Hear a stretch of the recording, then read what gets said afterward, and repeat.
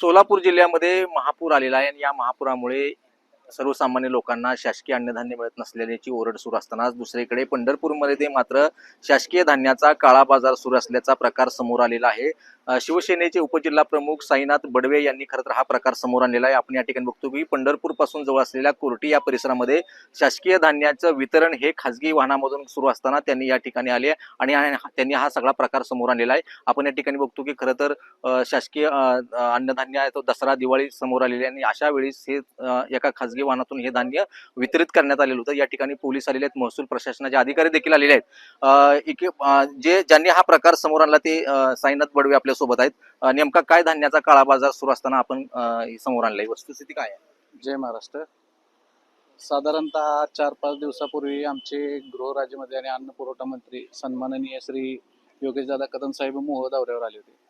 तिथं अनेक नागरिकांच्या तक्रारी होत्या की रेशनचं माल आम्हाला मिळत नाही, पूरस्थिती असताना सुद्धा आम्हाला शासनाकडून मदत होत नाही। परंतु शासन वरनं एवढ्या मोठ्या ओघाने मदत करत असताना स्थानिक लेवलला जर मदत मिळत नसेल तर त्याचा पाठपुरावा करण्यासाठी मी शासकीय गोडाऊनला गेलो। परंतु शासकीय गोडाऊनमध्ये अशी कुठलीच नव्हती व्यवस्था की तिथून ते माल कुठं जातोय काय जातोय हे दिसत नव्हतं। म्हणून आम्ही त्याचा पाठपुरावा करत आलो। हे खाजगी जागेत खाजगी वाहनात माल वाहतूक करतायत, ह्यांना शासनाने इथं कुठेही परवानगी दिलेली नाही। बेकायदेशीररित्या हे शासनाचे पोते हे विकतायत। आता पोलीस आलेले आहेत, काय पुढे कारवाई सुरू आहे? आता त्यांचा पंचनामा सुरू आहे।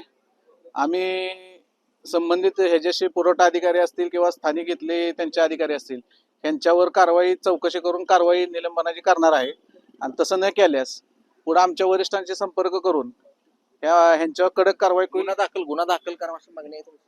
100% गुन्हा दाखल व्हायलाच पाहिजे, कारण की हे बेजबाबदारपणाचं लक्षण आहे सगळं की माणसांना खायला अन्न नाहीये। शासन वर किती धान्य आहे साधारण आता हे सगळं तुम्ही पकडले? बघा आता इथं 2 गाड्या आहेत, मागे 4 गाड्या आहेत। किती टन आहे साधारण, किती टन माल आहे यामध्ये? साधारण एक 2,500 ते 3,000 टन माल आहे। 2,500 टन? इथे 4 गाड्या मागे आहेत। इथे 4 गाड्या पहिल्या 4 दिवस त्यांनी अशा 7-8-10 गाड्या विकलेल्या आहेत। या ठिकाणी बघतोय की खरं तर 2,500 ते 3,000 टन रेशनचा तांदूळ आणि गव्हाचा काळा बाजार होत असतानाचा हा प्रकार समोर आणलेला आहे आणि या सगळ्या प्रकारावरती आता पोलिसांनी कारवाई करावी, गुन्हा दाखल करावा अशी मागणी देखील आता शिवसेनेकडून केली जाते आहे। कॅमेरामन राजू मेसासह भारत नागने, साम टीव्ही न्यूज, पंढरपूर।